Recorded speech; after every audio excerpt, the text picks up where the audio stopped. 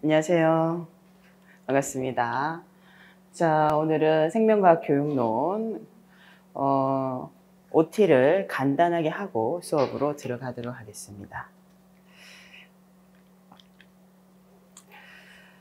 OT 자료를 준비를 하면서 작년 이제 임용 시험에 대해서 우리가 이제 선발 예정 인원하고 실제 선발 경쟁률 그리고 1차 커트라인 점수까지 정리를 한번 해봤습니다. 그래서 아직 이제 최종 합격이 2월 7일 날 이제 발표를 하니까 시험을 사실은 그 설이 오기 전에 며칠 전에 이제 2차 시험을 친 이제 상태가 됩니다. 작년 같은 경우는 이제 전국에 17개 시도교육청에서 이제 시험을 치게 되는데 한 군데 빼고는 광주를 빼고 전체 이제 16군데에서 생무를 모집을 했습니다. 그래서 선발 예정 인원이 이제 조금 이제 앞에 좀 나는데 정확하게 이제 맞아떨어질 때도 있지만 거의 대부분은 선발 예정 인원보다 조금 더 인원이 항상 해마다 조금 더 많이 나는 이제 형태입니다. 그래서 전체 선발 인원은 일반이 우리가 작년에 177명으로 이전보다 조금 더 많이 늘었습니다. 그리고 이제 지역이 뭐 도서 지역이라든지 같은 이제 시도교육청 안에서도 지역을 따로 뽑고 있고 그리고 이제 장애가 16명 해서 전체 이제 인원으로 보면 이제 196명이죠. 그러니까 과거에는 장애에서 만약에 과락이 나오게 되면 일반 전형으로 이렇게 넘어왔지만 최근에 넘어오지 않기 때문에 실제 우리가 이제 일반 전형으로 지원할 수 있는 거는 작년에 180명을 뽑았습니다. 그래서 경쟁률은 평균적으로 7.73대 1인데, 뭐 높은 데는 대구 같은 경우는 워낙 적게 뽑았기 때문에 15대 1이고, 대다수는 뭐 7대 1에서 9대 1 사이에 분포가 되어 있습니다. 이례적으로 경기도가 예전처럼 굉장히 이제 많이 뽑은 형태입니다. 그래서 선발 예정 인원 42명이 났을 때도 해도 괜찮게 많이 뽑는다라고 생각했는데 실제적으로는 54명 그리고 지역에 2명에서 전체 56명을 이렇게 뽑았습니다. 그래서 1차를 이제 150%까지를 뽑기 때문에 사실 이 인원보다는 이제 1차 합격생이 150%니까 한 80명 가까이가 1차 합격생이고 그 1차 합격생이 이제 2차 시험을 치고 이제 최종 합격을 기다리고 있는 형태입니다. 자, 커트라인을 한번 보겠습니다. 커트라인은 지역별 좀 차이가 있죠. 그래서 많이 뽑으면 상대적으로 뭐 커트라인이 낮아질 거라고 생각을 하지만 사실 경기도는 많이 뽑아도 커트라인이 해마다 이렇게 낮지는 않습니다. 73.34가 나왔었고 서울이 이례적으로 작년에 좀 낮았는데 이게 이제 커트라인만 보고 우리가 물론 이제 어느 지역을 올해 이제 시험을 쳐야 될 것인가 커트라인 중요한 부분인데 이제 조심해야 될 게 100% 커트라인이 아니다 보니까 150%다 보니까 컷만 낮고 대다수는 높은 경우도 상당히 사실은 많습니다. 그래서 여기가 제일 낮았던 지역이 지금 경북이 지금 낮습니다. 경북이 보면 63.33점으로 이례적으로 다른 지역은 거의 70점대인데 좀 많이 낮죠. 이렇게 이제 지역이 이제 항상 그런 건 아니고 해마다 이런 지역이 나오면 커트라인만 낮고 나머지는 조금 많이 높은 일반적으로는 비슷하게 100%대 성적은 비슷하게 있는 것 그렇게 생각을 하시면 됩니다. 그래서 평균이 뭐 70.8인데 이제 우리가 내가 어디에 커트라인이 높아지고 낮아질지는 잘 모르기 때문에 항상 이제 시험을 준비할 때는 이제 1배수 정도 시간, 이제 성적이 될 정도로 해서 어느 곳에 가더라도 사실 떨어지지 않는 게 가장 이상적이긴 하죠. 근데 이제 이런 이제 커트라인을 가지고 우리가 공부를 해보면 마음같이 성적이 잘 안 오르거든요. 그러니까 이왕이면 올해 공부를 해가지고 내가 이제 연고가 있거나 하게 되면 이렇게 컷을 보고 조금 이제 해마다 낮은 지역은 조금 낮은 부분들이 있습니다. 그래서 그런 데를 지원을 해가지고 시험을 치게 되죠. 자, 이렇게 해서 작년에는 높은 지역이 74점대, 낮은 지역은 이례적으로 경북만 63점, 그리고 대다수는 70점대에 거의 있습니다. 60점대 있는데 이제 인천이 60점대 68점이고 강원도가 69 그리고 이제 충북이 67 충남이 69 요 지역들 전남은 원래도 시험을 치게 되면 상대적으로 우리 17개 지역을 치다 보니까 조금 상대적으로 높은 지역이 있고 조금 낮은 지역이 있습니다. 이렇게 70점 밑에 언저리에 있는 것들은 원래 조금 전체적으로 해마다 커트라인 조금씩은 낮은 지역이다라고 볼 수 있어요. 작년에 많이 뽑아서 이렇게 됐고, 올해는 또 어떻게 될지 모르지만 열심히 또 해봐야 되겠습니다. 자, 2월 7일 합격자 발표를 기다리면서 작년을 정리하고자 합니다. 자, 여러분 잘 알고 계실 것 같은데, 이제 우리가 이제 제 수업은 올해 이제 전체 1년 커리큘럼 중에서 생명과학 교육론이 이제 첫 수업입니다. 그래서 이제 처음으로 임용 준비를 하는 학생들은 어렴풋이 알고 있는 학생들이 많아서 이렇게 한번 정리를 해봤습니다. 그래서 교육학이 20점이고 논술 0이고 그죠? 그래서 전공 A, B로 나누어져 있습니다. 그래서 전공 이제 A하고 전공 B를 90분씩 치게 됩니다. 다른 거는 예전에는 논술형이 몇 년 전만 해도 있었지만 이제 서술형, 그러니까 기입형하고 서술형만 있습니다. 그러니까 기입형은 정확한 용어나 내용을 정확하게 썼을 때 채점이 되는 문항들이고, 서술형은 말 그대로 답안을 문장으로 적는 이제 형태가 되겠죠. 그래서 이 서술형 문장 안에서도 핵심적인 용어가 있을 때만 채점이 되는 구조로 되어 있어요. 그래서 학생들이 이제 가채점 한 것보다 자실 성적이 이제 낮게 되면 해당 용어가 없거나 아니면 답에 오개념이 있게 되면 채점이 안 되는 경우들이 있습니다. 그래서 그 전공 A, 여기 2교시가 지금 이제 40점, 전공 B가 40점. 근데 기입형 개수가 2교시에는 4문항이고, 이제 3교시에는 2문항이다 보니까 서술형 문항이 한 문제 더 많습니다. 시험을 쳐보면 어떤 데는 교육학이 좀 평이하게 나올 수도 있고, 어떤 데는 전공이 조금 더 까다롭고, 알 수가 없죠. 그래서 우리가 이 전공에서 이제 생물 교육론이 있고 생물 내용학이 있다 보니까 크게 보면 3개 영역이다라고 1차 시험을 얘기를 할 수 있어요. 그래서 교육학 20점, 그리고 생물 교육론이 한 24에서 26점 사이로 출제가 되고, 가장 이제 배점이 높은 것이 이제 생물 내용학이 됩니다. 그래서 생물 내용학이 적게 나오면 54점, 많이 나오면 56점. 이렇게 해서 3개 영역을 따로 공부를 하잖아요. 그럼 이게 조화롭게 모든 이제 영역에서 성적이 어느 정도 다 높게 나와야 합격을 하는 거고, 1개나 2개 영역이 잘 나와도 하나 영역이 너무 낮게 나오게 되면 합격선에 조금 이제 점수가 떨어지게 되는 형태가 됩니다. 전공 A, B에 교육론하고 그리고 내용학이 섞여서 출제가 되고 있습니다. 자, 2차 시험은 이거는 계속적으로 조금씩 바뀌고 있어요. 그래서 2차 시험이 지금 시도교육청으로 넘어간다 안 넘어간다 하고 있지만 아직까지는 평가원에 그 바탕을 두고 시험이 출제가 되고 있습니다.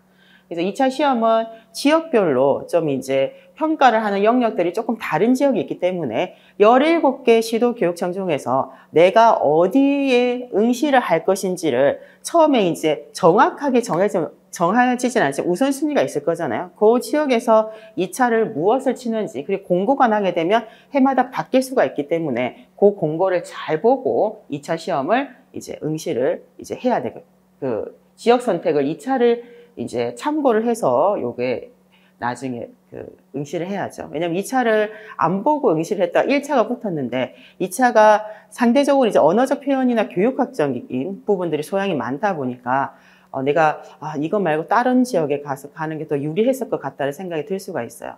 그리고 이제 경기도 같은 경우에는 그 2년 전만 해도 그 집단 토의가 있었는데 작년부터 없어졌습니다. 그럼 경기도는 수업을 지도안을 작성하지 않기 때문에 2차 시험에서는 이제 수업 시연하고 수업 나눔하고 이제 신청 면접만 3개만 이제 2차가 들어가는 경우가 있고, 서울 같은 경우에는 지금 실기 실험 평가가 있고 지도안 작성도 있고 수업 시연도 있고 신청 면접도 있어요. 그래서 이 영역들을 보고 배점도 또 지역마다 다 다르고 수업 시연이 그 조건들이 조금씩 다 다릅니다. 그거를 다 나중에 정확하게 숙지를 하신 다음에 1차 지역을 응시하는 게 좋아요. 그래서 나중에 붙고 나서 2차를 다 본인의 그 역량대로 실험을 이제 되게 이제 잘 칠 거라 생각했는데 그 짧은 시간에 2차를 준비를 사실 해야 되거든요. 그러니까 지금부터는 거의 학생들이 2차 준비가 아니라 1차를 붙어야 2차를 칠 수 있기 때문에 지금 이제 여러분들 공부하는 요 시점부터 해서, 그리고 이제 그 11월에 이제 마지막 토요일 치잖아요. 그때까지는 1차 준비밖에 거의 못하죠. 물론 관련된 그 생물교육론 이론을 가지고 있지만 교과서를 바탕으로 해가지고 교과서에 나오는 실험하고 실기평가 준비하고 지도안 작성하고 수업 시연, 또 경기도의 수업 나눔, 그리고 이제 면접까지 준비를 이제 해야 되기 때문에 굉장히 짧은 시간에 준비를 합니다. 그래서 나중에 진짜 1차를 합격한 학생들은 1차는 그래도 마음의 여유가 있고 시간적인 이제 여기 틈이 조금 이제 긴 느낌이지만 2차는 몰아붙이기 때문에 정말 힘들다라는 얘기를 굉장히 많이 하는 형태가 됩니다. 그래서 본인이 나중에 응시를 할 때 1차 커트라인, 그리고 사실은 내가 어디를 가서 이제 생활할 수 있는지, 그리고 2차에서 어떤 영역을 치는지, 이게 굉장히 중요한 변수가 되게 됩니다. 실기 실험 평가는 거의 대다수가 30점이 다 빠져 있기 때문에 우리 생물도 거의 이제 17개 시도 교육청 중에서 한 7개 가까이가 지금 실기 평가를 치고 있습니다. 그래서 요거를 바탕으로 해서 점수도 다르고 시연도 다르기 때문에 요걸 이제 참고를 해야 될 것 같고, 이제 수도권에서 이제 경기도하고 서울만 제가 작년에 이제 그 TO 날 때 관련된 내용을 간단하게 이렇게 정리를 해봤습니다. 자, 경기도는 크게 2개 영역으로 나누어져 있습니다. 일단 실험이 없기 때문에. 그런데 이제 수업 능력 평가에서는 따로 지도안 작성은 없고 수업 실연이, 자, 실현 시간은 15분입니다. 다른 지역보다 되게 짧아요. 근데 이제 평가원에서 개발된 공통문항을 가지고 시험을 치다 보니까 굉장히 가장 수업 시연에 시간 맞추기가 어려운 지역이 여기 경기도입니다. 그래서 경기도는 수업 시연을 굉장히 조금 능숙하게 잘해야 되고, 그리고 이제 많은 지원자들이 있지만 굉장히 잘하는 사람이 많은 지역이기도 합니다. 그래서 구상은 보통 시간이 일반 다른 데보다 조금 길어요. 25분의 구상 시간이 있습니다. 그래서 구상의 문제를 받고 엿대 받습니다. 받고 구상을 한 다음에 바로 구상지를 들고 가서 수업 시연을 15분간 하게 되고 점수 30점입니다. 수업 시연이 이제 마치게 되면 본인이 수업 시연한 것 관련해가지고 수업 나눔을 하게 됩니다. 수업 나눔은 또 다른 면접이라고 보는데, 이때는 교직 적성 이제 심층 면접이다 보니까 교육학적인 상황하고 모든 동과 학생들이 보는 것이고, 요게 이제 수업 나눔도 물론 똑같은 문항을 보더라도 과목에 대한 것들에 따라서 제시된 조건들이 다르다 보니까 과목에 맞춤으로 수업 나눔이 들어가야 됩니다. 그래서 즉답형의 문제가 여기에 3문제가 나와 있습니다. 그 3문제를 이제 30점, 요거 10분의 그 시간 안에서 구상 시간 따로 없어요. 문제를 바로 주거나 읽어줍니다. 그러면 그걸 듣고 바로 관련된 문항을 캐치해가지고 시간당 문항당 한 2분 30초에서 3분 가까이를 단계적으로 말을 하는 형태죠. 어찌 보면 나중에 해보면 면접보다 수업 나눔이 훨씬 더 어렵습니다. 제가 해마다 이제 2차 수업을 진행을 하게 되면 수업 시연의 수준은 굉장히 연습을 많이 해서 많이 올라와 있는데, 실제 수업 나눔은 변별이 굉장히 크다는 거 많이 느낍니다. 그래서 나중에는 연습을 많이 하다 보면 수업 시연은 비슷해지지만 수업 나눔을 조금 더 신경을 써야 경기도에서 조금 더 쉽게 붙을 수가 있을 것 같아요. 고득점으로. 그래서 10분인데 30점입니다. 자, 그리고 나와 있는 거는 공통적으로 들어가 있는 심층 면접을 이제 개별 면접을 합니다. 그래서 구상형이 3문항, 그리고 이제 즉답형이 2문항이 있습니다. 구상형은 말 그대로 미리 받아서 구상 시간을 15분 가져서 이렇게 하는 거고, 즉답은 바로 이제 묻는 형태가 되죠. 40점으로 이렇게 제시가 돼 있고, 자, 서울은 실험이 있는 대표적인 이제 지역인데, 다른 데는 이제 실험을 하나만 하잖아요. 그런데 서울은 이렇게 처음부터 2가지로 나누어서 실험을 2가지 형태로 봤습니다. 그러니까 기본 실험을 봤고 심화 실험을 봤어요. 근데 이제 최근에 이제 시간을 체크를 안 했었는데, 예전에는 각각 90분씩 봤는데 시간이 기본 실험은 조금 짧고 배점이 조금 작아졌고, 그리고 심화 실험은 100분으로 이제 지금 시험을 치고 있습니다. 그래서 이제 기본 실험은 대다수가 우리가 이제 기출 단중에 기출된 문제를 보게 되면 말 그대로 기본적인 실험기구의 조작이라든지 실험 이제 원리, 뭐 데이터 해석으로 나오는데, 어떤 형태는 그 혈구 관찰이 나왔어서 혈액 관찰. 그래서 실제적으로 본인의 혈액을 가지고 이제 표본을 만든 다음에 현미경을 조작해가지고 적혈구하고 백혈구를 실제 검경을 해서 평가자가 정확하게 상을 찾았는지, 요게 실험이 이제 기본 실험으로 나옵니다. 그리고 이제 심화 실험은 굉장히 사실 수준 높게 나와서 요게 이제 어떤 실험이든지 간에 다 결과는 나와야 돼요. 이제 요거를 뭐 DNA를 검출하라고 하면 브로콜리에서 DNA를 걷어낸다든지 아니면 백혈구나 적혈구를 찾는다든지 이런 검경이 나왔는데 못 찾아요. 그러면 시험에 사실 떨어집니다. 그래서 실험 평가는 시험에 결과가 나와야 정확하게 제시하고 나와서 보여줘야 되는데 결과가 안 나오잖아요. 그럼 그 해에는 떨어진다고 생각할 수 있어요. 그래서 실험평가가 어찌 보면 뭐 하면 되겠지 싶지만 그 연습할 때는 분명히 똑같은 주제가 나왔는데 당일날 시간 내 60분 안에 안 나오게 되면 2번 실험할 수 있는 구조가 아니다 보니까 이게 이제 결정적으로 최종 합격에 영향을 미칠 수가 있습니다. 30점으로 잡혀져 있죠. 자, 그리고 여기에 이제 교직 적성에 대한 부분이 이제 구상형.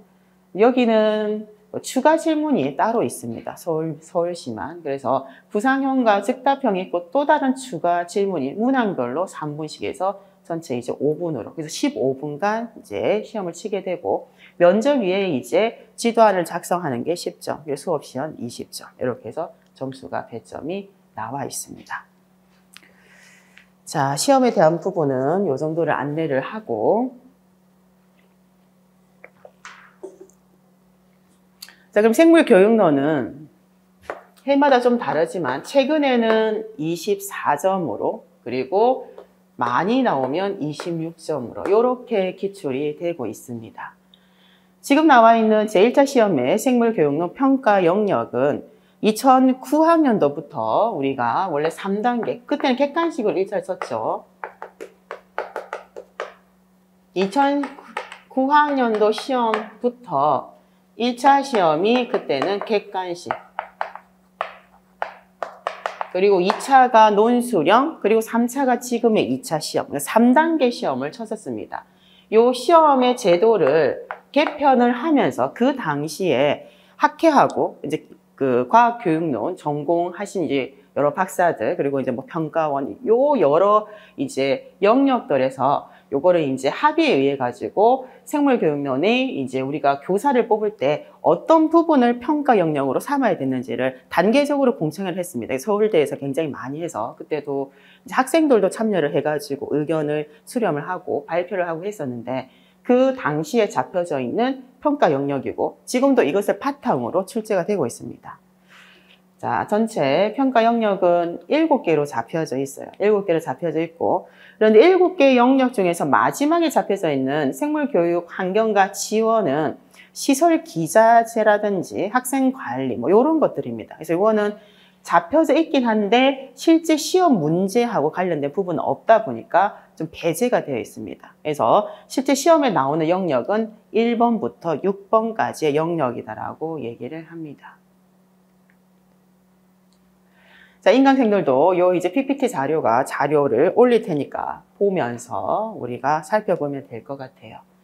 자, 첫 번째 이제 탐구가 나옵니다. 생물 탐구. 뭐 탐구 요소라고 얘기를 하면 지금 이제 작년 10월 22일 날 2022 개정이 지금 나왔는데 요 이제 탐구 요소는 7차에서 우리가 지금 이제 수시 개정 체계이기 때문에 7차가 97년에 나온 다음에서는 수시 체계입니다. 그래서 모든 큰 이제 기조는 7차를 바탕을 두고 시대가 변하면서 변화되는 것들만 조금씩 바꿔서 교육과정을 사용을 하고 있습니다. 그래서 탐구 요소를 얘기를 하자면 이제 기초 탐구 과정하고 통합 탐구 과정, 요게 이제 요소별로 시험에 굉장히 출제가 많이 되고 있습니다. 탐구 요소. 그래서 그리고 이제 탐구의 본성이나 뭐 탐구의 과정들 요 부분이 나오는데 탐구에 관련된 내용하고 그리고 여기에 이제 과학 지식이 어떻게 생성되는가 요 과정하고 관련이 있습니다. 그래서 그 과거에 이제 전통적인 과학 철학자들은 우리가 이제 귀납법이라든지 연역법이라든지 그리고 이제 뭐 가설 연역법이라든지 기축법 그리고 이제 현대로 이제 넘어오게 되면 사회적 합의라든지 다른 여러 가지 과학적 방법이 있고요. 그걸 가지고 바탕으로 어떻게 과학 지식을 생성하는지 전체적으로 걸쳐져 있는 부분이라고 볼 수 있어요. 작년 이제 기출 문제도 보게 되면 과학적 방법이 2개나 출제가 됐습니다. 그러니까 해마다 거의 거르지 않고 출제가 됩니다. 몇 가지 종류는 몇 가지 안 됩니다. 귀납법하고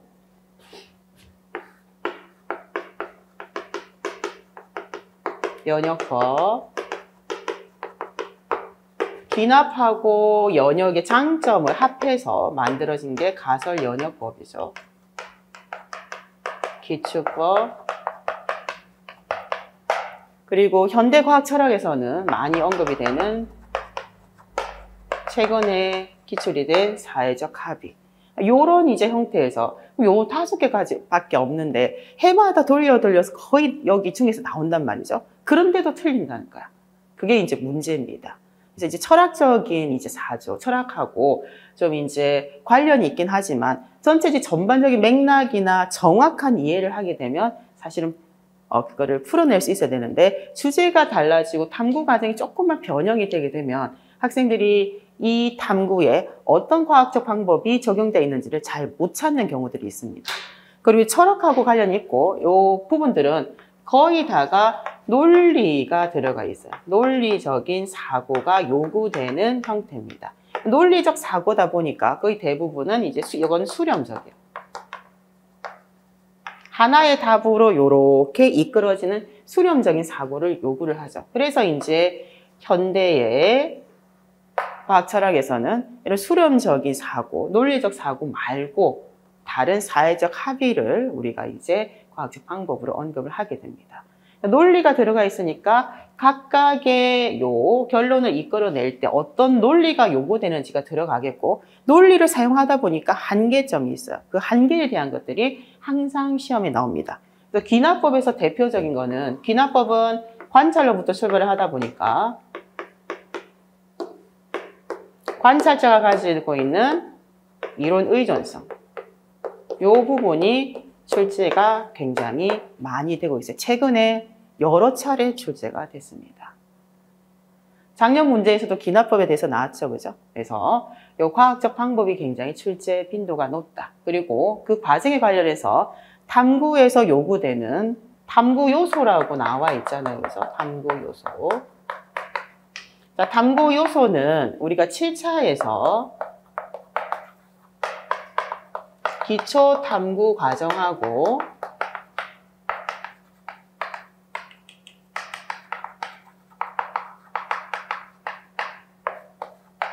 이렇게 이제 나눠놨습니다. 그래서 기초 탐구 과정을 5가지, 그리고 통합 탐구 과정을 처음에 7가지로 제시를 했다가 지금 최근에 개정된 교육 과정을 보게 되면 작년 2022 말고 2015 개정에서 뭐가 추가됐냐 하면 의사소통이 추가가 됐죠. 작년에 기출이 됐습니다. 기출될 거라고 계속 기다리고 실제 기출이 됐고, 자, 요게 2015 개정에서 핵심 역량과 더불어서 굉장히 중요하게 부각된 기능으로 기초 탐구 과정에 들어가 있습니다. 그리고 이제 통합 탐구 과정에는 처음에는 7개였습니다. 그죠? 문제 인식부터 해서 가설을 설정하고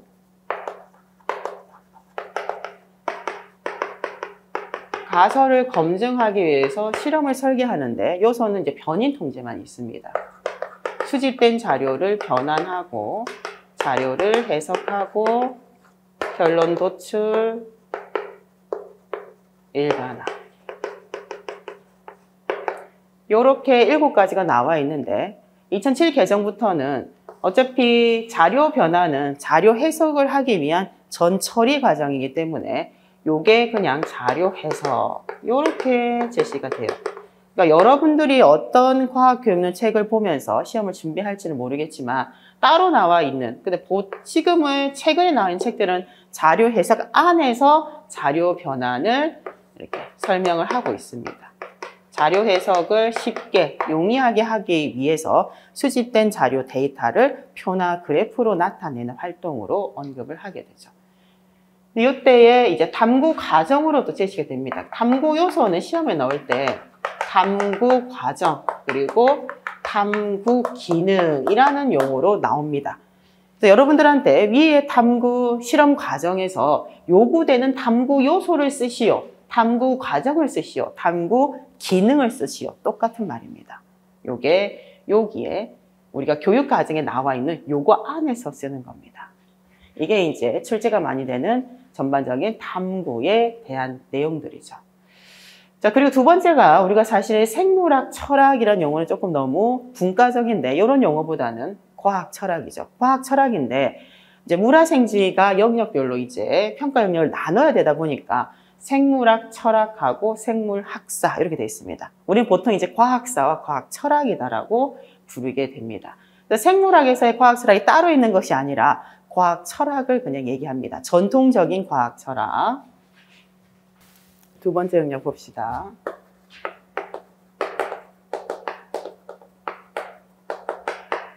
자, 과학 철학에 관련해서는 물론 이제 시험에 기출이 될 때 제시되는 자료는 과학사입니다. 과학사고. 그 관련해서 과학 철학 문제가 나오게 되죠. 그래서 전통적인 과학 철학하고 현대 과학 철학으로 나누어집니다. 전통적인 과학 철학에서는 경험주의부터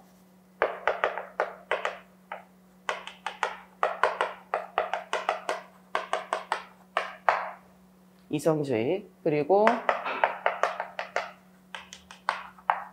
반증주의, 이렇게 나누어지죠. 실제 이 경험주의에서 나중에 포퍼의 반증주의도 연역적인 경험주의를 바탕으로 해서 나중에 다른 학파로 이렇게 포퍼가 주장을 하게 되는 형태입니다. 이 전통적인 과학 철학을 논하게 되면 경험주의자들이 과학적 방법으로 뭐를 사용했는가? 그럼 귀납법, 이렇게 이제 과학적 방법하고 연계가 되게 되어 있어요. 그래서 그들이 진리를 어떤 이제 관찰을 통해서 이제 획득한 사실이 있거나 아니면 발견한 규칙성이 있을 때 이게 이제 옳은지 아닌지 진위를 이제 확인해야 되잖아요. 그래서 일치설이라든지 다양한 형태의 진리를 이제 어떻게 검증할 것인가, 검증설이 이제 관련해서 출제가 되고 있고, 전통적인 과학 철학은 경험주의, 이성주의, 이제 반증주의. 물론 경험주의에서 나중에 실증주의도 나오고 이제 계속적으로 이제 나누어지면서 여러 철학으로 나누어지게 됩니다. 그럼 실증주의가 논리 경험주의와 논리 실증주의로 두 개로 나누어지고, 우리 실증주의라고 하면 고등학교 윤리 시간에 배우잖아요. 이제 검증을 해야 된다는 거예요. 실험적 검증을 해서 모든 사람이 관찰을 한 걸 다 옳다라고 얘기를 할 게 아니라 실험적인 검증을 해서 그 검증에 관련된 근거가 나오는 것만 옳다라고 받아들이겠다는 겁니다. 그래서 실험적 검증을 하게 되는데 두 학파는 검증에 대한 입장이 조금 느슨하고 조금 더 상대적으로 굉장히 엄격하고 이렇게 차이가 있죠. 이 논리 실증주의가 더 엄격하게 굉장히 세분화되게 되면 여기에서 조작주의, 반원주의가 이렇게 나오게 되죠. 그래서 전통적인 과학 철학에서는 가장 이제 시험에 많이 나오는 것은 이 경험주의를 바탕으로 한 것들과 그리고 반증주의가 최근에도 많이 출제가 되고 있습니다. 자, 포퍼가 주장한 반증주의는 전통적인 과학 철학하고 현대 과학 철학에 조금 과도기적인 의미를 가지고 있어요. 그래서 반증주의, 이게 이제 굉장히 시험에 출제가 많이 됐습니다. 자, 현대의 과학 철학이라고 하면 이제 이 반증주의를 기점으로 해서 현대로 이렇게 넘어오게 되는데, 쿤의 과학혁명이론,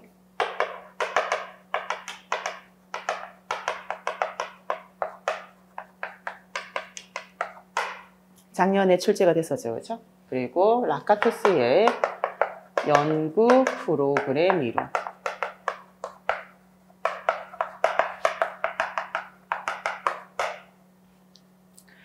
이제 반증주의가 약간 과도기적인 내용이다라고 했는데 라카토스가 실제 이제 포프의 제자였습니다. 그러면서 포프의 반증주의를 이제 연구를 하다가 나중에 자식만의 이제 과학 철학을 주장을 하게 됩니다. 그래서 과학혁명 이론하고 연구 프로그램 이론이 가장 출제, 반증주의, 이 세 가지가 굉장히 출제가 많이 되고 있습니다. 둘은 좀 이제 시대적인 부분을 같이 가다 보니까 공통적인 이제 부분들이 있고 맥락적으로 차이점이 있다 보니까 그것을 바탕으로 해서 굉장히 출제가 많이 되고 있어요. 그래서 우리는 이제 생물 과학사를 바탕으로 출제가 돼야 되다 보니까 사실 과학혁명에서 얘기하는 패러다임, 그리고 라카토스가 연구 프로그램에서 얘기하는 이 연구 프로그램,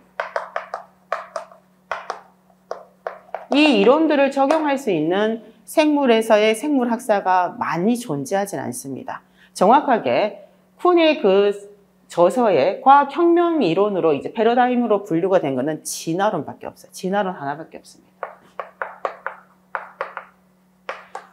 생물의 진화에 대해서 어떻게 이론이 발달했는가, 이걸 가지고 과학혁명 이론과 연구 프로그램 이론으로 분석이 되어 있지, 나머지는 요 단위 수준의 총체적인 연구생 이 단위 수준으로 분석이 안 되어 있어요. 그럼에도 불구하고 임용시험에서는 학생들이 철학에 대한 내용을 알고 있는지 모르고 있는지가 시험에 출제가 돼야 되기 때문에 다시 재구성된, 그러니까 출제를 위해서 알고 있는지를 묻기 위해서 재구성된 자료를 가지고 출제가 되고 있습니다.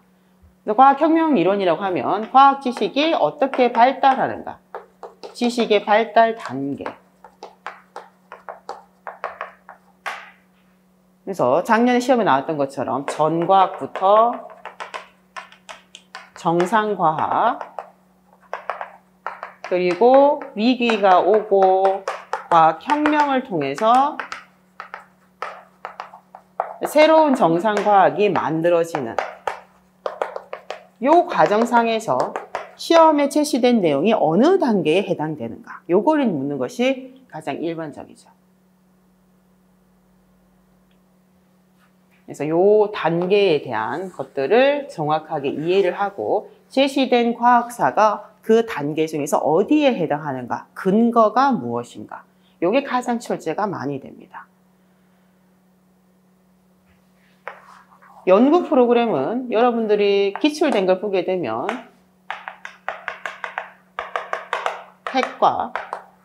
핵을 둘러싸고 있는 보호대, 이 두 가지를 제시된 자료에서 찾을 수 있는지, 경관 핵은 관련한 핵심 이론이다라고 생각을 하면 됩니다. 기본 이론서에서는 기본 이론들의 원리, 이것의 집합체다 이렇게 얘기를 하지만 현상에 대해서 일련의 관련 있는 핵심적인 이론이다라고 생각하면 좀 쉽고, 보호대는 이 말 그대로 핵을 보호하는 띠입니다. 띠. 주변을 둘러싸고 있어요. 그러면 핵심 이론이 만들어지기까지 필요한 여러 실험 과정들이나 초기 조건이나 가정들, 관찰, 실험의 조건들이 다 들어가 있겠죠. 그래서 보호대는 보조 가설의 집합체, 이렇게 얘기를 합니다. 쓰다 보니까 요것만 노란색으로 쓰고 있네. 요것만 중요한 건 아닌데. 자, 핵과 보호대를 찾아서 쓰는 거, 요게 이제 가장 많이 나오는 부분이고, 그리고 연구 프로그램은 시간의 축을 가지고 진화하는 특성이 있습니다. 진화를 할 때 이 연구 프로그램이 퇴행적인 상태인지, 그리고 발전적이라는 것은 진화니까 앞으로 계속 나아가고 있는 상태인지, 이 두 개 중에서 한 개를 선택을 하는 것. 그리고 연구자들이 연구를 할 때 연구에 지친 발견법이죠. 그래서 긍정적 발견법하고 부정적 발견법.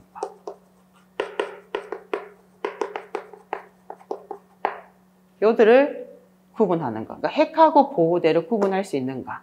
그리고 이 연구 프로그램 상태가 퇴행적이냐 발전적이냐. 그리고 연구자가 연구를 수행하는 방법이 긍정적이냐 부정적이냐. 요것 중에서 시험에 굉장히 출제가 많이 되고 있습니다.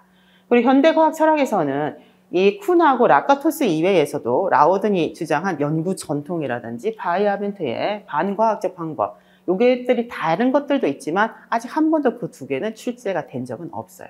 대다수는 여기 안에서 철학이 나오죠. 어떤 때는 두 개를 동시에, 어떤 때는 요렇게 쿤하고 라카토스를 묶어서 낼 수도 있고, 반증주의와 연구 프로그램, 아니면 각각을 독립적으로 출제를 하게 됩니다. 출제 빈도를 보게 되면 이게 이제 지금 평가원의 기출 문제가 지금 2001학년도부터 사실 올라가 있거든요. 그 과거에부터 들어가 있는데 20여 년 동안 기출된 걸 이거 셈을 세보자면 최근에 근데 출제는 연구 프로그램이 좀 많이 된 것 같고, 그리고 이제 거의 이제 돌아가면서 나옵니다. 반증주의도 나오고 같이 나오고, 작년에는 쿤이 나오고. 그래서 과학 철학은 나올 거라고 생각을 해서 한 문제를 준비를 사실 해야 됩니다. 그래서 쉽게 나오면 누구나 조금 쉽게 답안은 적지만 조금 이제 과학사가 우리가 알려지지 않는 거라든지 조금 이제 분석하기 어렵게 힌트가 많이 제시가 되어 있지 않으면 이제 4점이다 보니까 변별이 조금 커지게 되는 이제 부분이죠. 영역에서는 두 번째로 이렇게 철학이 잡혀져 있지만 이제 생명과학 교육론에 조금 이제 교재가 이제 다른 부분들은 굉장히 잘 되어 있어요. 근데 여러분 나중에 보면 알겠지만 철학 단원이 없어요. 철학이. 그래서 내가 이제 교재를 가지고 올해 생물교육론을 이제 공부를 해야 되면 생명과학 교육론 하나 가지고는 철학이 없으니까 철학은 다른 이론서를 봐야 됩니다. 그래서 그 부분을 조금 이제 잘 생각을 해서 선택을 해야 되겠죠. 생명과학 교육론은 그거를 전체적으로 공부를 하고 거기에 과학 철학에 대한 내용을 다른 이론서에 있는 걸 그 부분만 추가를 해서 시험 대비를 할 수가 있어요. 그래서 기본적으로 우리가 이제 2개의 이론서 정도는 가지고 있어야 됩니다.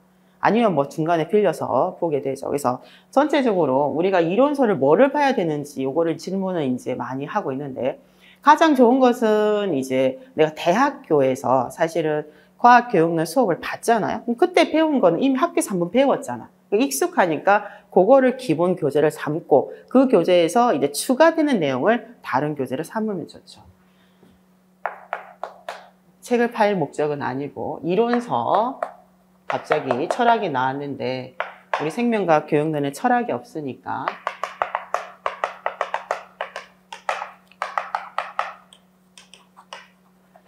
자, 우리 교재 생명과학 교육론.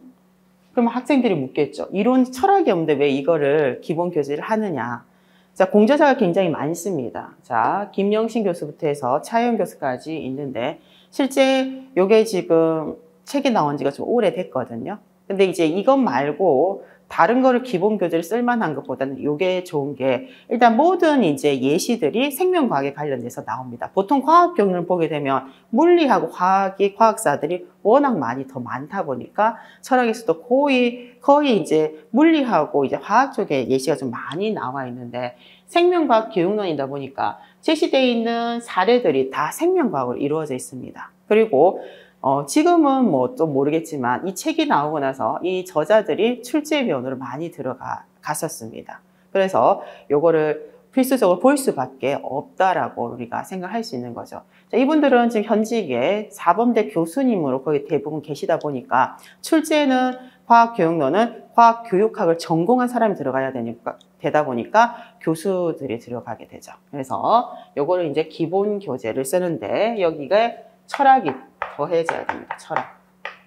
그러면 시험을 준비하는데 그렇게 힘들진 않습니다. 근데 이게 이제 최근에 개정된 교육과정이 없잖아요. 그래서 2022 개정 교육과정은 국가교육과정 정보센터. 오랜만에 적은 거 약간 용어가 낯선데 용어가 맞는지 모르겠네. ncic.go.kr 찾아보세요. 국가교육과정정보센터 가게 되면 최근에 개정된 교육과정이 전체적인 총론부터 해서 과목별로 뭐 초등, 중등 이렇게 나누어져 있습니다. 요거를 추가를 해야 올해 우리가 시험 대비를 할 수가 있겠어요. 그리고 사범대에서 가장 많이 보는 지금은 생명과학 교육론을 전체적으로 많이 보는 것 같아요. 최근에는. 근데 우리가 그 이전에는 과학교육의 이론과 실제 4판까지 나와 있습니다. 4판까지. 요거는 지금 2판까지 나와 있고 요거는 4판까지 나와 있어요. 그래서 굳이 최신판으로 살 이유는 없어요. 1판하고 2판의 비교를 해보면 오탈자가 고쳐져 있고요. 처음에 출간하고 오탈자. 그리고 교육과정이 2015 개정이 일부 들어가 있습니다. 자세하게 어차피 안 나와 있어요. 그래서 1판을 봐도 됩니다. 1판을 봐도 되고 그리고 개정 교육과정의 철학만 보면 되고 과학교육의 이론과 실제입니다. 4판까지 나와 있는데 제가 1판부터 4판까지를 다 가지고 있는데 1판은 조금 더 내용이 그 용어 위주로 많이 적혀 있다 보니까 한자 용어가 많아요. 좀 어려워요. 그래서 2판부터 3판, 4판 어떤 걸 봐도 상관은 없습니다. 없고 어차피 여기에서도 2022가 최근에 개정됐기 때문에 요 내용은 없어요. 요거는 따로 봐야 되죠. 따로 봐야 되고.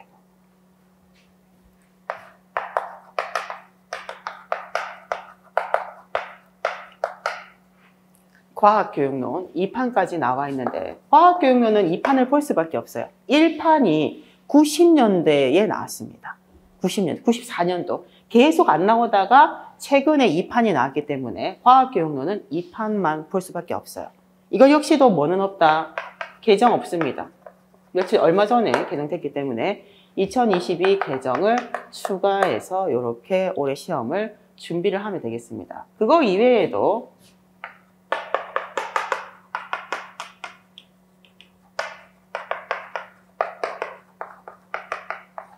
이런 책들도 있고, 그리고 이제 과학교육론을 우리만 배우는 건 아니잖아요. 중등에서. 초등도 과학교육론 책이 있어요. 이 과학교육론 이론서 중에 조금 얇은 게 있거든요. 그 거의 대부분은 초등학교에서 많이 보는 이론서입니다. 우리는 조금 더 두꺼운 걸로 봐야 되겠죠. 그래서 과거에 맞는지 아닌지는 모르지만 이런 이론서들은 거의 평가원 출제에 가면 이게 가장 기본서로 오랫동안 있었습니다. 조영 교수님. 지금 조영 교수님 이제 은퇴를 하셨지만 여기 대다수의 이제 추가된 이제 저자들은 강원대학교 교수들, 그리고 과학교육론은 교원대 교수들이 이제 쓴 거고, 생명과학교육론은 전국적으로 있는 사범대에서 생물교육과 교수들이 쓴 겁니다. 그래서 요거는 이게 조금 더 구체적이라 했잖아요. 그래서 제가 이거를 이제 기본서를 가지고 나머지는 그것 중에서 2개 중에 1개를 선택을 해서 여러분들이 필요한 부분들을 좀 발췌해서 보면 좋겠어요. 이것 이외에도 뭐 다른 책들도 좋은 책이 많죠. 비슷합니다, 내용들은. 비슷하게 되어 있어요. 근데 생명과학 교육론은 조금 이제 다르죠. 조금 다릅니다. 그래서 기본 과정하고 요거를 가지고. 그래서 지금 기본 과정에는 생명과학 교육론을 수업을 할 거고, 이제 영역에 교육과정이 들어있긴 해요. 교육과정은 2015에 일부만 조금 개정되게 들어있기 때문에 교육과정 부분에서는 2022로 수업을 다시 할 겁니다. 다시 해서 수업을 할 거다.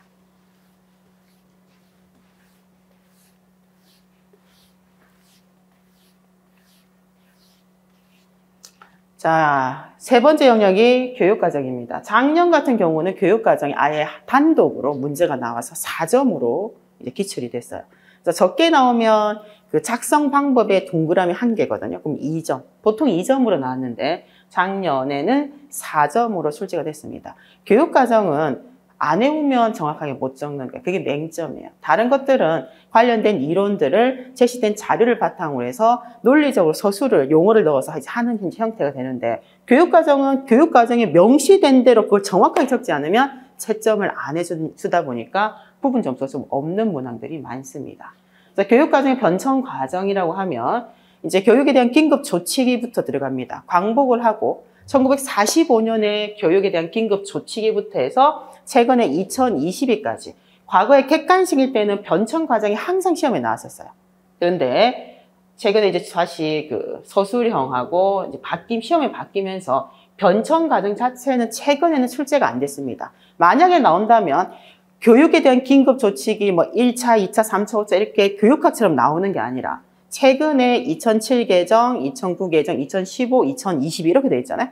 그러면 2009 개정, 2015 개정, 2022를 섞어 놓는 형태로 나올 수는 있어요. 근데 이거는 이제 변천 과정, 최근에는 이 패턴은 안 나옵니다. 1차 객관식 칠 때는 항상 많이 나왔는데 최근에 주관식으로 바뀌고 나서는 2단계로 바뀌고 나서는 저거는 조금 나오지 않는 추세고, 그리고 이제 최근 교육과정에 개정이 됐잖아요. 그럼 이제 2022가 올해는 무조건 2015와 2022를 비교를 하는 거. 올해는 2015하고 2022 개정을 이제 비교하는 거는 무조건 공부를 해야 됩니다. 왜 비교를 해야 되냐 하면 공통점과, 비교는 공통점하고 차이점이잖아요. 그래서 공통된 거는 뭐고 차이점은 무엇인지를 인지를 해야 돼요. 그래서 개정이 된 어떤 부분이 개정이 됐고 왜 개정이 됐는지가 나오는 게 여기 개정의 배경과 주요 내용이 있습니다. 그리고 우리가 과학은 초등학교 3, 4학년군부터 배우죠. 그래서 초등학교 5, 6학년군이 있고, 그리고 이제 중학교 1, 3학년군까지가 공통교육과정. 공통교육과정은 누구나 학생 모두가 들어야 되는 이제 과목입니다. 공통교육과정. 그래서 과목명은 똑같아요. 과학. 초등학교 1, 2학년은 통합교과로 배웁니다. 슬기로운 생활 안에 과학에 관련된 일부 내용이 포함이 되어 있죠. 그 이전은 슬기로운 생활. 그리고 고등학교를 넘어가게 되면 지금 고등학교는 선택 중심 교육과정이잖아요.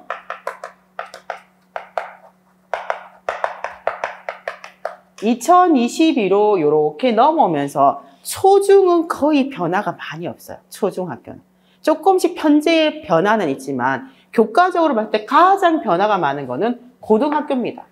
그럼 왜 갑자기 이제 고등학교가 어떻게 바뀌어요? 고교 학점제로 바뀌죠. 요 고교 학점제가 정착이 돼야 되기 때문에 요거에 맞춰 가지고 선택 과목이 굉장히 많아진 형태가 됩니다. 그래서 고등학교는 공통 과목이 있고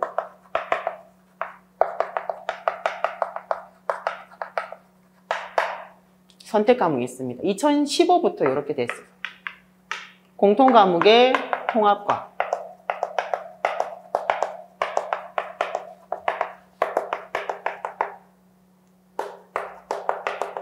과학 탐구 실험이 포함되어 있는 이게 통합과학이 공통 과목으로 나와 있었고, 선택 과목이 두 가지로 나와 있었어요. 일반 선택 과목 그리고 진로 선택 과목.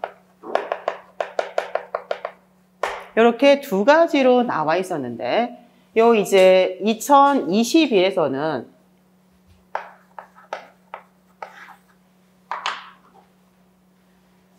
공통 과목인 이 통합과학이 두 과목, 1, 2로 나누어졌어요. 과목 수가 많이 1, 2로 바뀌고 나중에 교육과정 나오면 다시 세세하게 할 겁니다.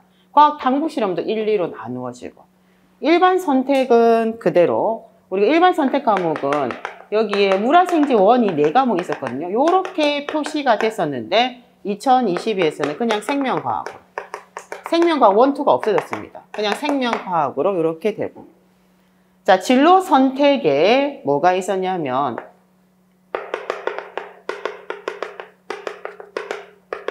물화생지2가 다 진로 선택에 2015에 들어가 있었거든요. 근데 이게 2의 의미가 없어. 2022에서는 요게 세포와 물질 대사 2에 들어가 있던 그 단원이 있잖아요. 그게 과목으로 나왔어요. 세포와 물질 대사 그리고 생물의 유전. 이렇게 우리 생물과에서는 2개의 과목으로 진로 선택에 들어가 있고, 없었던 게 하나 생겼어요. 융합 선택. 융합 선택으로 기존에 있던 과목들, 나중에 이건 세부적으로 다시 하겠습니다. 그래서 선택 과목이 3개로 나누어졌어요. 2015에서는 2개였는데 3개로 나눠지고, 과목들이 고등학교가 가장 많이 변했습니다. 편제도 조금씩 바뀌고. 그래서 우리가 이 1단위의 개념이 한 학기를 기준으로 했을 때 몇 주를 수업했냐면 17주였거든요. 근데 초등학교하고 중학교는 계속 17주. 1년에 34주로 잡혀져 있는데 이제 고등학교는 16회로 잡혔습니다. 그래서 한 학기가 한 주 짧아진 형태로 되다 보니까 단위 수가 다 바뀌게 됩니다. 그래서 요게 2022는 고교 학점제 때문에 많이 개정이 됐다라고 생각을 하면 돼요. 그래서 고등학교 거를 중심적으로 볼 수 있도록 해야 되겠죠. 그래서 최근에 이제 이렇게 개정이 되게 되면 내용이면 중학교에 뭐 단원명이 어떻게 바뀐 게 있는지, 그리고 내용이 삭제되거나 추가된 게 있는지, 이것들도 생명과학 1이 생명과학으로 됐는데 똑같은지, 아니면 생명과학 2에서 있던 내용이 생명과학으로 내려갔는지, 이런 것을 세부적으로 살펴보고 시험을 준비하게 되겠습니다. 그래서 생물교육과정은 안 나오는 해는 없어요. 2점이나 4점이나 항상 나왔던 부분이다. 요거는 2022는 나중에 교재에 없더라도 따로 수업을 하겠습니다.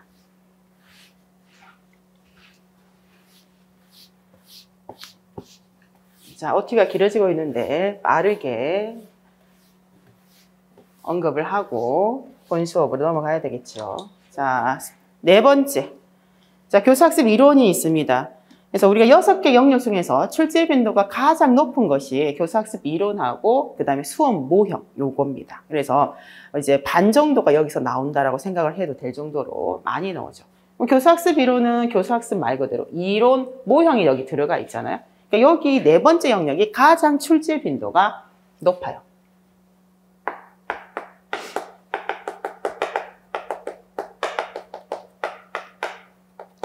자, 교육학에서는 시대별로 행동주의도 가르치고 쭉 단계적으로 가르치지만 자, 생물교육론에서는 교사학습 이론이라고 하면 어느 사람들이 나오냐 하면 인지주의자, 인지주의, 구성주의 이렇게 나누어집니다.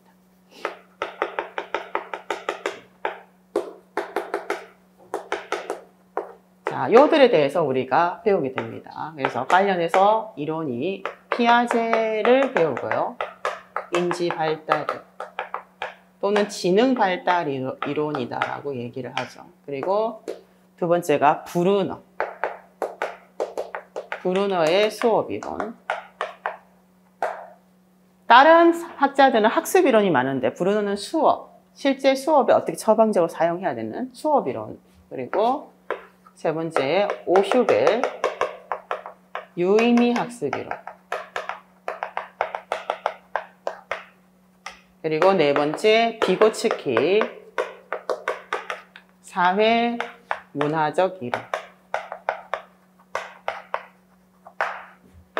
다섯 번째 드라이버의 대체적 개념 틀 이론.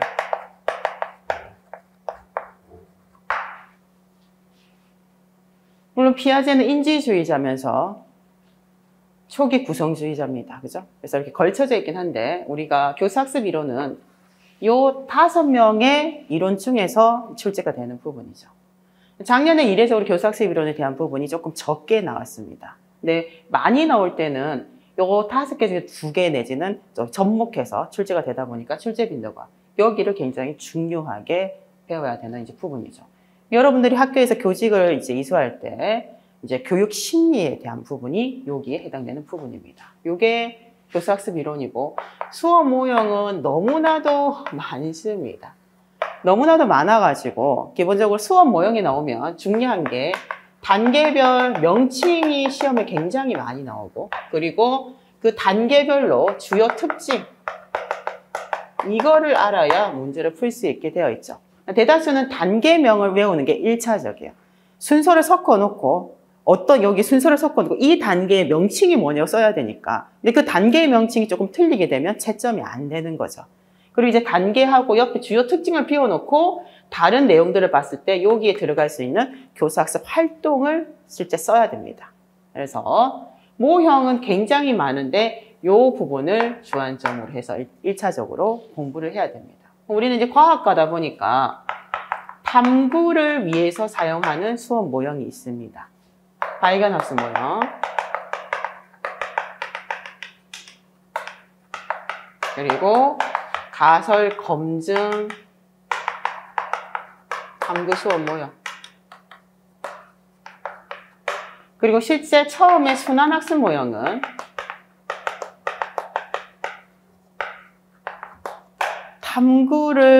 탐구 지향적인 수업 모형으로 개발이 됐어요. 그런데 이제 시대가 구성주의로 흐르다 보니까 언제부터? 4위에서부터는 5개념에 대한 연구가 이렇게 포함이 돼 있습니다. 4위부터. 4위가 만들어졌는데 잘 정착이 안 됐어요. 그래서 5위부터는 아예 구성주의 이론으로 가지고 개념 교환이 목적인 수업 모형으로 만들어졌고 그리고 지금은 7위까지 나와 있는 형태가 되죠. 그리고 순환학습 모형에서 시험의 출제가 굉장히 높은 게 로슨이라는 사람이 제시한 로슨의 순환학습 모형.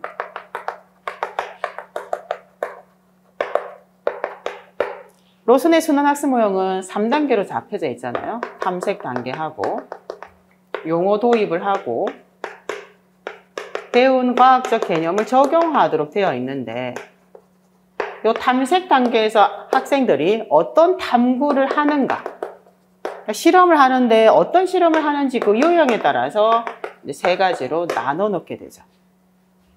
서술적 순환학습 모형하고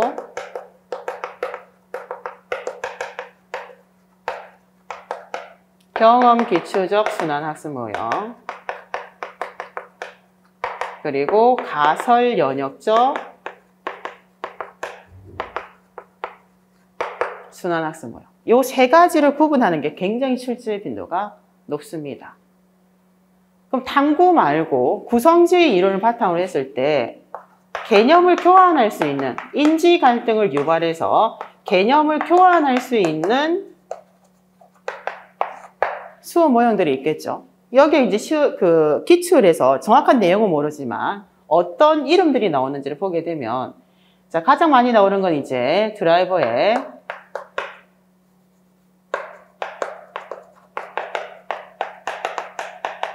개념 교환 수업 모형입니다.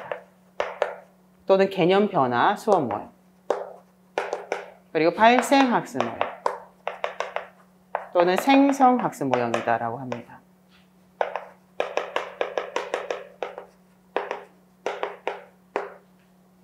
그리고 그 이외에 인지 갈등에 관련된 여러 가지 전략과 이론들이 수업에 나오게 됩니다.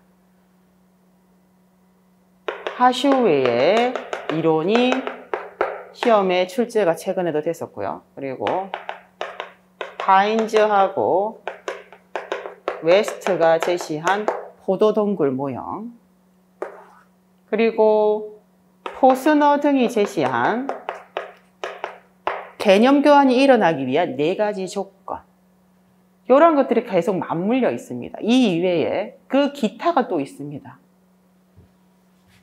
STS 수업문 작년에 출제가 됐습니다.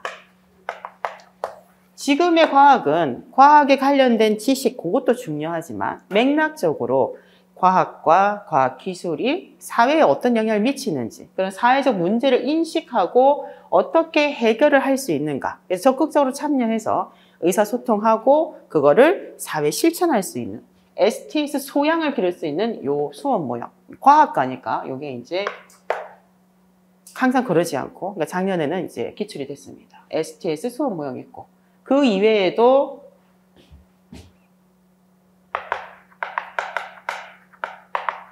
출제가 많이 되는 협동학습 모형. 협동학습 모형에 출제가 많이 되는 것은 한 3-4가지 또 있습니다. 굉장히 많아요. 그래서 여기에 지금 교수학습 이론하고 이제 수업 모형에서 우리가 이제 해마다 한 6문제 내지 7문제가 그 생물교육에 출제가 됩니다. 거기에서 한 반 정도는 여기서 나온다고 생각할 수 있어요. 요게 이제 우리가 단계적으로 공부를 하고 우리가 실제 외워야 되는 가장 영역이 많은 부분이 됩니다. 5번째 요 실제 부분이 있죠. 그러면 뭐 학생의 지적, 인적 발달 수준에 맞춰가지고 수업을 실제 하는 내용들입니다. 교과서를 어떻게 재구성해야 되는가, 수업 시연이 나오고 교주 매체. 요 지금 5번째 교수학습의 실제 부분은 2차하고 사실은 더 관련성이 많아요. 2차하고 요 부분은. 그래서 요 부분에 대한 내용들은 이제 2차적으로 많이 빠져 있고, 그리고 마지막에 이제 평가 영역으로 제시되는 게 말 그대로 학습 그 평가죠. 평가. 우리가 학습 평가라고 하면 이제 교직에 나가게 되면 우리가 학습 목표가 있잖아요. 목표가 지식이 있고 탐구, 태도, 그리고 지금 핵심 역량 이렇게 이제 나뉘어져 있습니다. 그럼 각각에 맞춰서 지식을 학생들에게 평가할 수 있는 방법이 무엇인가? 그래서 학습 목표, 그리고 이제 탐구, 우리 탐구는 과학과니까 이제 보고서를 많이 이제 쓰는 형태가 되죠. 그럼 실제 학생들이 이런 탐구를 수행을 했을 때 보고서에서는 채점을 어떻게 해야 되는가? 채점표. 작년에도 기출이 된 내용들이고, 그리고 이제 태도에 대한 부분, 그리고 이제 전체적인, 여기 보세요. 문항을 만들어야 되니까 학습 목표를 설정하는 거 하고, 이제 분류표. 그래서 우리가 블룸이 인지적 영역, 심체적 영역, 정의적 영역으로 나눴죠. 요런 이제 분류표하고, 그리고 이 블룸의 틀을 이제 수정한 이제 신교육 목표 분류 틀. 그리고 우리 과학과에서는 많이 나오는 게, 블룸도 많이 나오지만,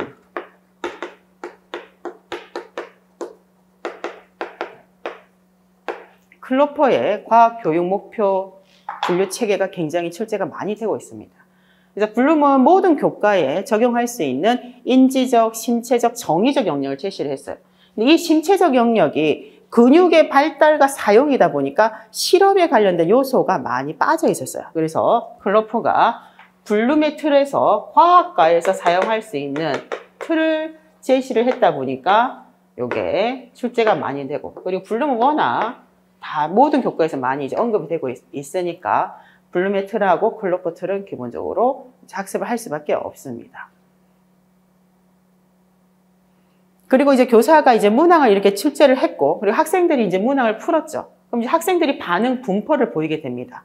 자, 1번부터 5번까지 오지선다인데 정답이 3번이야. 그럼 오답도 막 선택을 하게 되잖아요. 그럼 이제 학생들이 이제 학습을 잘 했는지 안 했는지 학생들의 그 문항을 자체를 분석을 하게 돼요. 그래서 문항 분석에 관련되는 난이도하고 변별도의 의미가 여기서 우리가 알아야 되는 내용이 또 들어가 있습니다.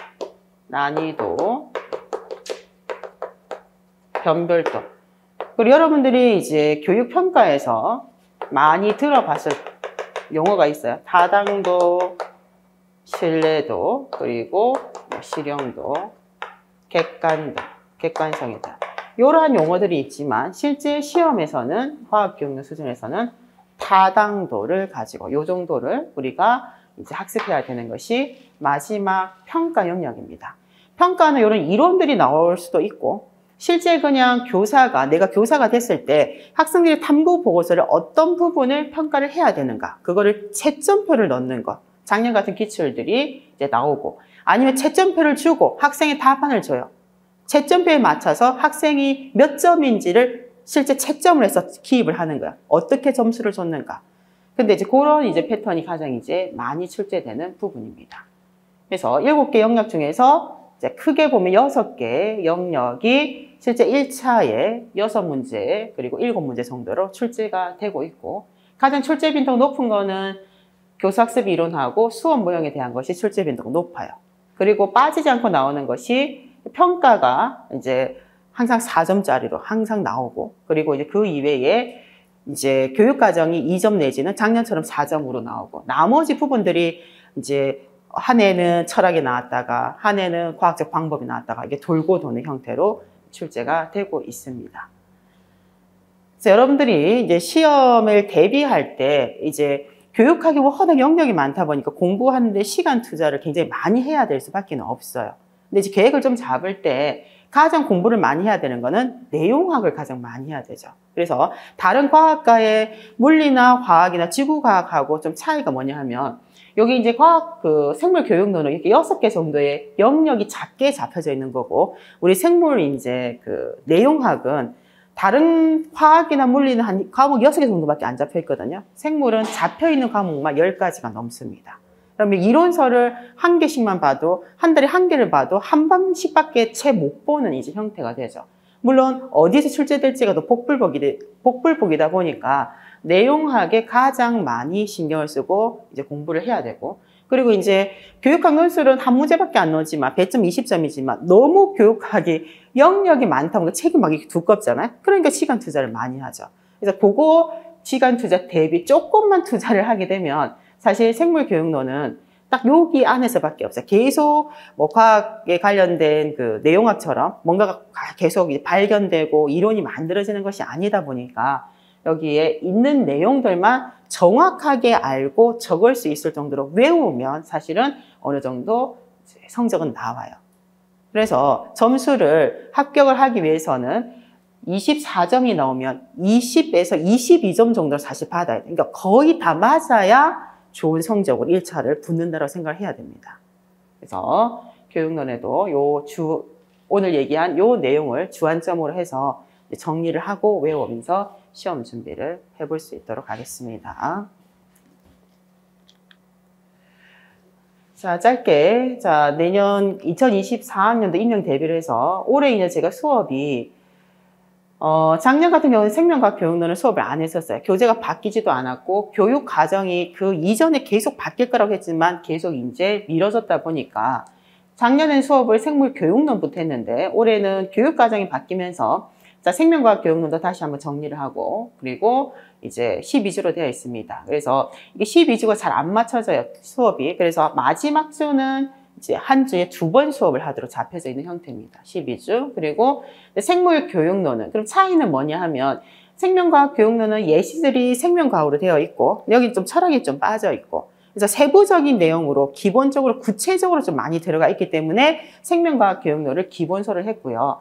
생물교육론은 이제 제가 만든 교재를 수업을 하는데 아까 얘기했던 생명과학 교육론뿐만 아니라 과학교육의 이론과 실제, 과학교육론, 과학교육학에서의 그 이외의 여러 책들, 그리고 이제 기출된 부분이 책에서 안 나오고 논문에서 있는 내용들이 나온 것들도 있습니다. 그래서 요 교재는 기존에 있는 시중에 있는 책들의 종합이 되어 있는 이제 요약서라고 볼 수 있어요. 근데 요약서가 좋은 점은 내가 여러 가지 책을 안 봐도 요약이 되어 있으니까 요약이 외우면 좋잖아요. 근데 단점은 뭐냐 하면 제가 요약을 한 거기 때문에 무슨 내용의 문장을 요약을 했는지가 정확하게 모르게 되면 오개념이 생길 수 있습니다. 그래서 기본서는 문장으로 되어 있는 걸 보고 생물교육론 이론서를 공부를 하더라도 본인이 갖고 있는 책을 찾아가면서 공부를 하는 게 가장 좋은 방법이 됩니다. 그래서 이론이 2개 수업이 올해는 잡혀져 있고 그 다음에 문제풀이가 항상 여기에 7, 8, 9월에 잡혀져 있어요. 그리고 이제 모의고사가 파이널, 강치욱 선생님과 같이 하는 모의고사입니다. 그래서 4주간이 있고 이제 2차 수업이 시험을 11월 20 며칠에 마지막 주 토요일 치잖아요. 시험을 토요일 치고 나서 그 다음 주 수요일 정도에 바로 개강을 합니다. 2차 수업 개강을 4주 정도 하고 자, 4주 수업을 1대1 수업을 하기 때문에 인원이 많지는 않아요. 만약 여기서 수업을 들었던 사람 중에서 1차 합격을 하잖아요. 또 그 사람들이 1월 중순에 시험을 칠 때까지 합격자를 대상으로, 이거는 돈을 받지 않고 합격자를 대상으로 추가 피드백을 하고 있습니다. 그래서 사실 1년간이 이렇게 됩니다. 그래서 다른 사람들 보면 저는 이제 요 12월 수업하고 수업이 끝난 것처럼 보이지만 저는 이제 최근 그 설 있는 그 주, 2차 시험 치는 그때까지 수업을 사실은 했어요. 그래서 영상을 여기까지 해서 수업을 내년 1월까지 계획을 하고 있습니다. 자, 본 수업에 들어가기 전에 다른 거는 이제 말고 우리가 이제 수업을 하다 보면 직감생보다 이제 인강색이 많이 있고 그리고 이제 질문을 바로 못 하니까 과학연구소 바이오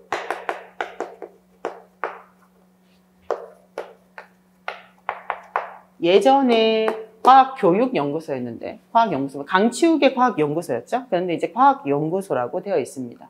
바이오 강점 넷 여기로 들어가게 되면 상단에 여러 난들이 나눠져 있는데 생물 내용학이 여기 왼쪽에 있고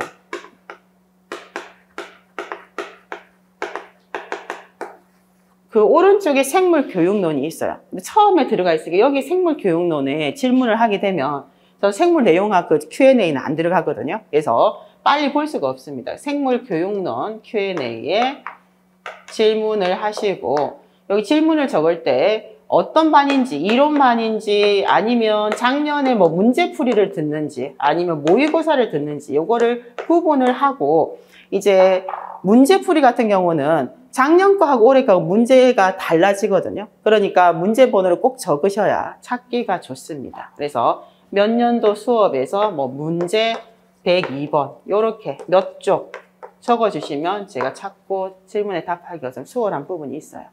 그래서 질문은 과학연구소의 생물교육론 Q&A를 이용을 하시면 되겠습니다. 그리고 개인적으로 뭐 상담이나 그냥 공부를 하다 보면 힘들잖아요. 편지를 쓰고 싶잖아요. 메일을 보내는 학생들이 있죠. 메일이 다음이 지금 닫혀 있어가지고 메일 주소, 이메일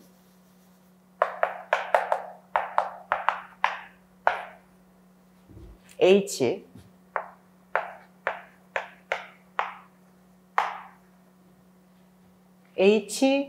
이게 해정양이거든요. H정 Y입니다. Y78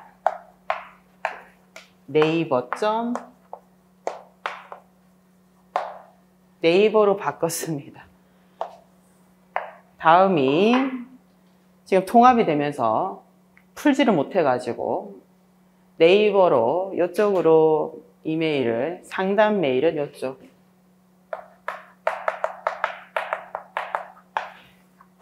이렇게 해서 안내를 하도록 하겠습니다. 자, 이렇게 해서 OT를 마칩니다. 자, 쉬었다가 본 수업으로 들어갈게요.